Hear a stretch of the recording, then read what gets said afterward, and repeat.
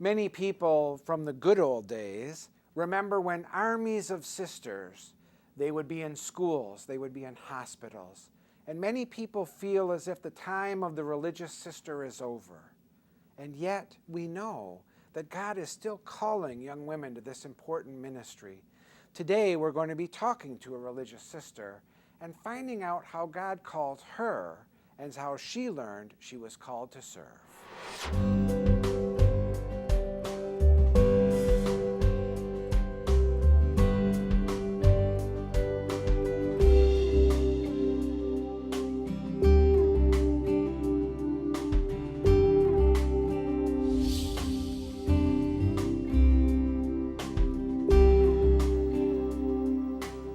Welcome to our program, Called to Serve. We are joined today by Sister Renee Daigle. This sister is from the Marianites of Holy Cross, and she's going to tell us a little bit of her story today, how it was that God called her, how she joined this powerful ministry, and how the Lord is using her to affect the lives of young people. Welcome, Sister Renee. Thank you. Tell us, how is it that you ended up where you are now? Was it from your family? Was it from your religious upbringing? How did you end up to be the sister that you have called to be? Well, I think I kind of grew into my vocation. Mine is not one of those, I was on a road and did a 180 into religious life. I grew up Catholic, oldest of 5 children, in a pretty active Catholic family, and went to Catholic schools. I loved the sisters. I knew sisters growing up. In fact, my great aunt was a Marianite. So we had sisters at our family gatherings and things like that. So I knew them as kind of real people, but really never thought of being one myself. I knew in the 3rd grade that I wanted to be a teacher. So I guess in some way that call to serve came in that way earlier on. But I thought I was going to be a wife and a mother and a teacher. And I just kind of went through my schooling like that, staying connected with the sisters. I would help them in various things, but again, never really thought of myself as being one until I was a senior in high school, and the vocation director from the Marianites, along with the vocation director of the Sacred Heart Brothers, who ran the school that I went to, came and did a vocation talk, a typical, I guess, vocation talk. And I remember then thinking just in a split second, wow, that might be a neat thing to do. But just that quickly I dismissed it and, kind of just dismissed it and left it alone. Went on to college, and I call it God and I had sort of a tug of war for about 3 years, where that thought of religious life would come to me every now and then, not only when I would be in prayer or in church, but just at random times. It would just kind of pop up. And I would always shove it back to the back of my mind. No, I'm not doing that. I'm getting married. I'm having children. And I guess in college, too, I wasn't one of those that like rebelled and let go of my religion just because I could. I still went to church on Sundays and was fairly involved at the Catholic Student Center. My junior year in college, I made what's called an awakening retreat. It's a retreat movement that's on college campuses. And it was on that retreat that I really kind of probably sat still long enough and opened myself up long enough to hear that God calling me. It was in the form of actually a poem or a prayer where somebody on the retreat was reading this prayer to us. And the refrain of the prayer was, say yes. It was like Jesus asking you to say yes to a relationship with him, say yes. But for me, it was a different say yes because I had been struggling with that thought for a number of years. And so it was there on that retreat that I just said, okay, I'm going to do this. And it was incredible at that moment. I just felt this like a lifting, a relief. And that was the moment that kind of got the ball rolling, that I went then and talked to the vocation director of the Marianites and started the interview process and the fairly long process it takes to entrance. Graduated from college with a degree in education, and then I entered the community right out of college. So the Marianites, their charism would be teaching? Part of their charism is teaching. In the beginning, we were teachers and nurses and really helping the Holy Cross priests to care for the orphans that they taught in France. When we came over to this country, we saw the need for young women to be educated, and that's how we got into schools here, then into nursing. And as you know, after Vatican II, the doors kind of opened wide as far as ministry opportunities for sisters. And so now we're doing all kinds of ministries, and our charism is to be that prophetic presence in an ever-changing world. Our founder knew that the needs would always change, and so our response to those needs has changed as well. Let's back it up a little bit. You said when you were in third grade, you knew you wanted to be a teacher. Mm-hmm. What was it about teaching? I think I had an awesome teacher in third grade, and I just, I loved her. I loved the way she treated us, I guess, and I just was like, when I grow up, that's what I'm going to do, and never wavered from that. I mean, when I got to college, I declared my major education, graduated, in education, have a master's in education, and I taught for 10 years. Now I'm doing campus ministry, but I still think that's teaching. It's just not in a classroom. Well, certainly, because religious instruction is as much teaching as academic teaching is. You also mentioned the familiarity you already had with the sisters through your relatives and through your schooling. Were there any particular sisters that when you looked at, you said, this person inspires me, I would like to be like this person, that you saw a real role model in them? Yeah, I thought most of the sisters that were there in Homa seemed to me to be happy, and when I was around them, it kind of brought that out in me. There were a couple, the principal of the elementary school, Sister Kateri, again, was just one of those people that was joyful and cared about each one of us and let us know that, Certainly my aunt, Sister Edmond, was a big influence on me, very supportive. And again, I saw that she had, quote, quote, a life, like she was fulfilled and she was happy and she got to do all kinds of things. So my image of religious life was not one of shutting myself away or giving up everything, to go and be holy in a corner all day, every day. I saw their ministry and the wonderful things that they did and the people that they influenced. And I think that's what kind of attracted me to this congregation in particular. Well, that's so important. I know a lot of our viewers, they wonder about, well, how do young people get vocations? How do they hear the call? And a lot of times it really is good examples that they see around them. If they don't see happy priests, if they don't see happy sisters, if they don't see happy brothers, right, they really don't think about it at all. And so that example, that life that they see, that's so important. Mm-hmm. Now, you talk a little bit about the vocation within the vocation, because one is not only called to religious life, but then what am I supposed to be as a religious? Right. Where am I supposed to go from there? How did that process lead you to where you are now? Well, again, like I said, the education part was easy for me. But and I thought I was going to be teaching in a classroom for the rest of my life. After I had taught for about 10 years, I was challenged by the leaders of my community to go and learn Spanish. As we all know, Spanish speakers in this country are becoming more and more, and lots of them are Catholic. Mm-hmm. And so if we're going to, again, respond to the needs that they have, we need to be able to communicate with them. So I went to learn Spanish thinking that I was going to Mexico, but ended up in Nicaragua, where I was asked to open a center for street kids. And it was just, I think, following just the signs that are put in front of me every day. It's not a plan that I had set out for myself. After I had been in Nicaragua for about 6 months working with these street children, boys, I was asked to do vocation ministry full time. So I came back here and did that for about 15 or 16 years, when I also asked, in addition to that, to do campus ministry, which is what I'm doing today. Very good. So having you on a show where we talk about vocations would be very comfortable for you, because you've had some experience already in doing that. Tell me a little bit about any obstacles. Obviously, one's journey is not always on a smooth path. Mm-hmm. Were there times you thought about marrying a particular young man, or anybody who might have been opposed to your particular vocation? Were there any obstacles you had to overcome to really get into your vocation?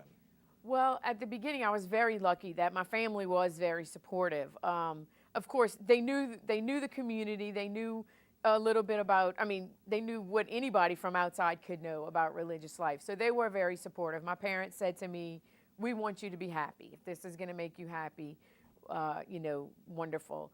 I think probably my own fear and insecurities were the biggest obstacles. All the what ifs, what if, which of course none of us can answer in any vocation before we say that yes. And of course, since entering, because we become sisters, we're not automatically perfect. And the people we live with aren't perfect either. So when those imperfect people rub shoulders, it's not always the most pleasant thing. So dealing with difficult people, maybe being a difficult person sometimes, is an obstacle. And yes, the whole relationship piece. You can't script how relationships work either. And so there have been a couple of times where it's like, wait a minute, did I do the right thing? Should I? But I really do believe that if we make a commitment, that we make that commitment on a daily basis. And so we have to continue to say yes, even though it might be easier to say yes to something else on a given day. This is what I committed myself to.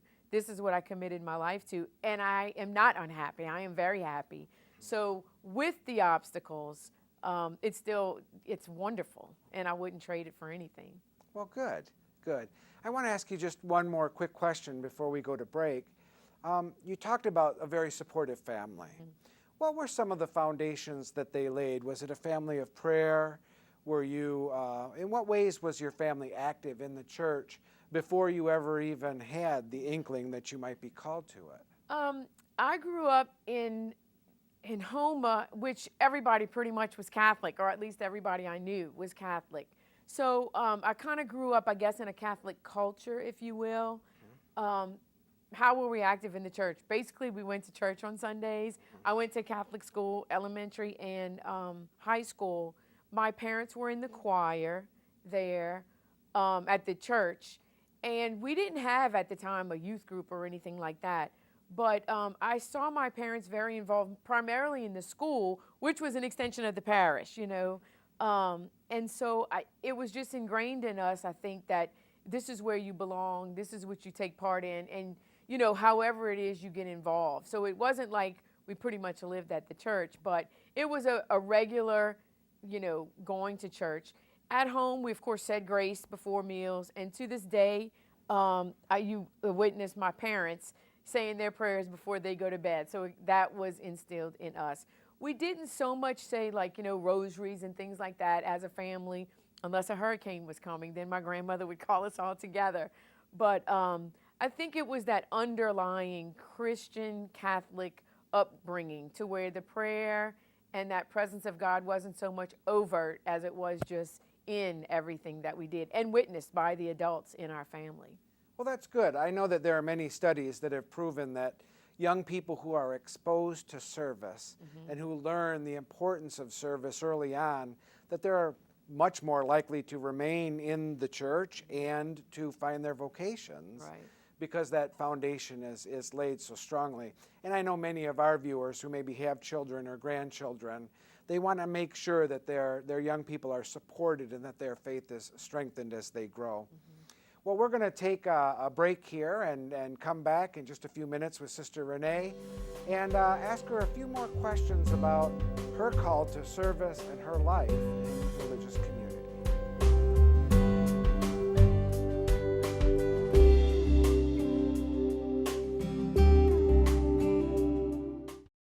For the past 12 years, our diocese has been blessed by the ministry of Catholic Life TV.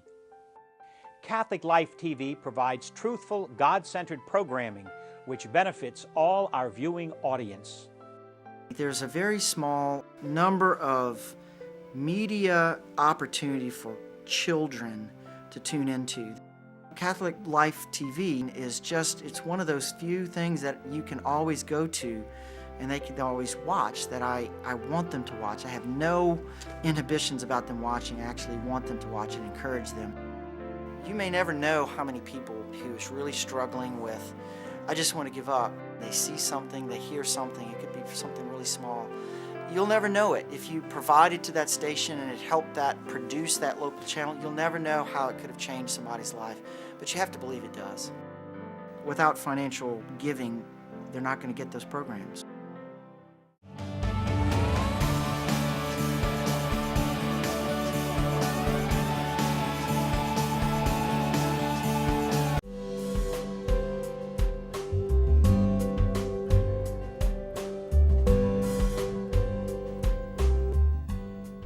Welcome back to Called to Serve.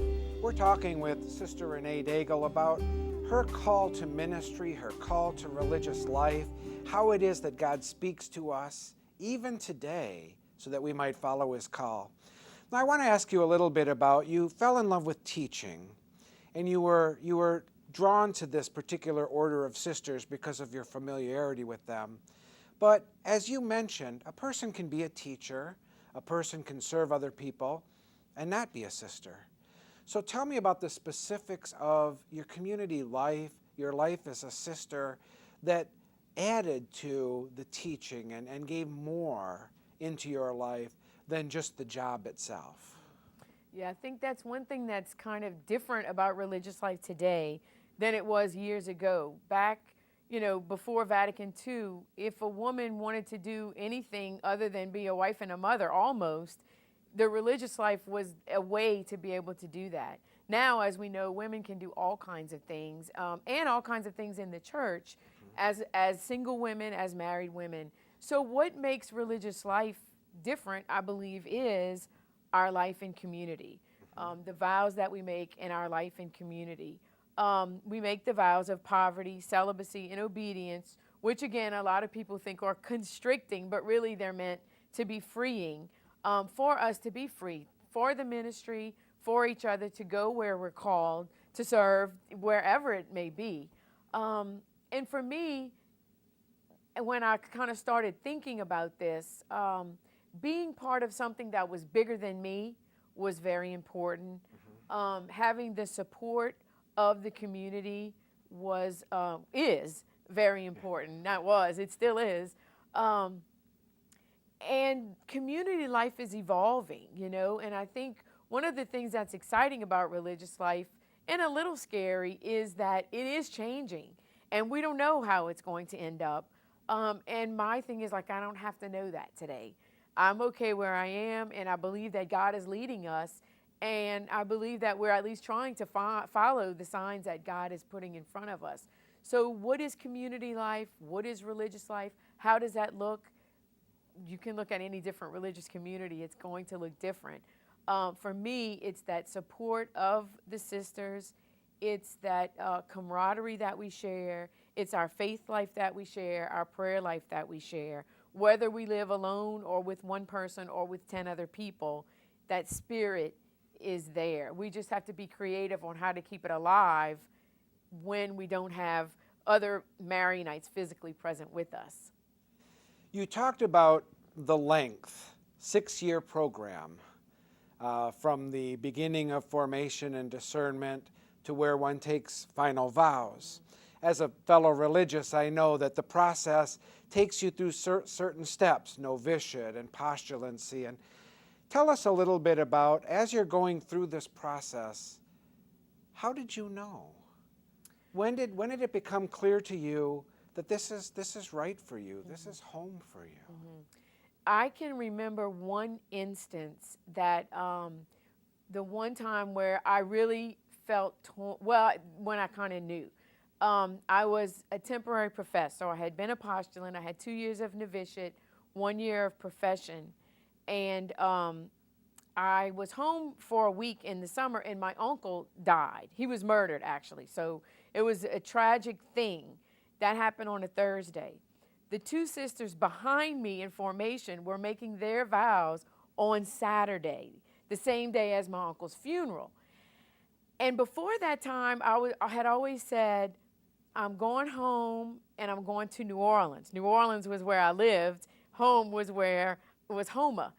And I was always going home or going to New Orleans.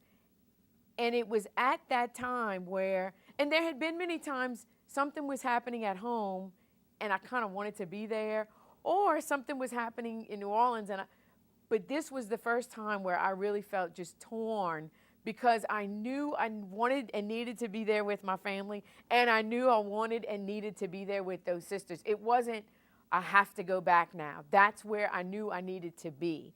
And so I remember just that, and my grandmother at one point said, she called that place home. And I said, well, it is home. Like, it was around that same time, but I remember my uncle's funeral being just completely torn of what do I do? And thanks to a family and home, I was able to do both. So it was right around, I had been in probably 4 years by that time. I remember the first time I said, I'm going back to the community, and I said home in front of my mother. And she was like, wait a minute, this is your home. Yeah. And you know, that time when you leave your nets on the boat and you follow Jesus, and you know, you're becoming independent of your family, though not separated from them. That independence happens, and you become part of another family, and the amazing elements of that really are a powerful part of our journey of how we do answer that call. And I think that image or that concept of home, a religious has to be able to make that in various places. There's a magnet that I have in my office that says, when you're at peace with yourself, any place is home. And it's true, Homa, where my parents live, is home to me. But the house that I live in is home to me. And I know for myself, I don't know how it is for you, but when I move from one place to another, as we religious do, probably more so than most people, the first night when I'm in my new room and I get everything set up, I actually say to myself, okay, this is home. Like, I'm looking around. You live here. This is your house. This is home. And it only usually takes a couple of days before I really feel home at that new place. And I don't think anybody can just uproot like that. That is one of the gifts, I think, of religious life.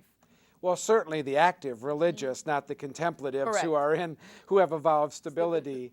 But I believe itinerancy itself is a gift, that not everybody can travel and, you know, move from place to place. And so there really is a powerful testimony there. So you've ended up now in campus ministry, and you began really wanting to teach and have an influence on young people. Well, now you're teaching and having an influence on young people. Tell me the joys of the vocation that you're living at right now, and how you feel the call to continue in this ministry, knowing that you could be moved. But where is it you're finding your charism really being lived right now? Well, right now, I have a dual ministry, a vocation director, vocation minister for my community, and campus ministry at Southeastern. I really do believe the ministries dovetail, because it's about helping these young people to figure out really who God is calling them to be and how God is calling them to live their lives. One of the joys of working with young adults is that they are adult, and they kind of are consciously asking those identity questions and trying to figure that out. And the ones that we see at the Catholic Student Center are the ones that are more actively, I think, searching those things out. So it really is a privilege and an honor to sit with them at their highest and at their lowest, just kind of helping them sift through how God is acting in their life and what's going on in their lives, you know, and helping to point the road signs out that they may or may not be aware of. And then finally, before we end this particular program, you're doing work in Vocations. And I don't know how the Vocations are going for your particular community, but what are you finding God is doing in the lives of young women today that is making them approach you and say, I want to take a look at this community? How do they recognize today, with so many distractions, with so many difficulties, what are you seeing is the catalyst that is helping young women to hear the call today to religious life? Well, I think a few things. Number one, personal contact and the witness of religious and priests is still the number one advertisement, if you will, for religious life. That when they see people authentically living religious life, it doesn't really matter if you're wearing a black dress, if you're not, if you live in a house with 2 people or 20 people. The externals they come to see aren't what's at the heart. What's at the heart is people living out their commitment to Jesus Christ in a community, and however that plays out, they get it and they start to ask those questions. Sometimes there's a kind of, I don't want to call it a new, but maybe a new resurgence of it's okay to be Catholic, it's cool to be Catholic. They want that. There's a hunger there for spirituality, for God, and for all things Catholic. And part of that is religious life and priesthood. So this generation is more open, I think, than maybe 10 or 15 years ago to considering religious life, so that they at least look at the option before they close that door and say, I don't want to do that, I'm getting married. It's kind of like one of those, if I'm a young Catholic, this is something I need to do before anything else is to discern, vocation. So it is it's an energizing thing, and it's challenging as well, but it's fun. Yeah, how often do young people never even think of the possibility of religious life or some sort of service in the church simply because no one suggested it, Right. because no one's modeled it for them. Exactly. And I fear that if young people don't have that sort of example, that sort of prayer within their family, among their peer groups and that sort of thing, at least to enter into the conversation, Right. some will never know their vocation, or maybe learn too late. I should have become a priest, but I never thought about it until it was too late. Right. Well, one of the things you're doing to help Vocations is you're doing right now, because people are going to hear your story. And they're going to say, look at how happy she is, how she found fulfillment in following God's call, in religious life for women. And who knows what young women's lives might be affected because of the testimony that you're giving here today. And so just as you said, they need to see religious, well, maybe this is one of the opportunities for them to do so. So I do want to thank you for joining us today on our program. I also want to remind all of our viewers, of course, that we ask you to continue to pray for Vocations. Pray for young men and women that they hear the call of the Holy Spirit, that they respond with generosity. Pray for those who minister here in Baton Rouge and those who are in ministry that you know. And most of all, continue to ask the question of the Lord, how am I called to serve?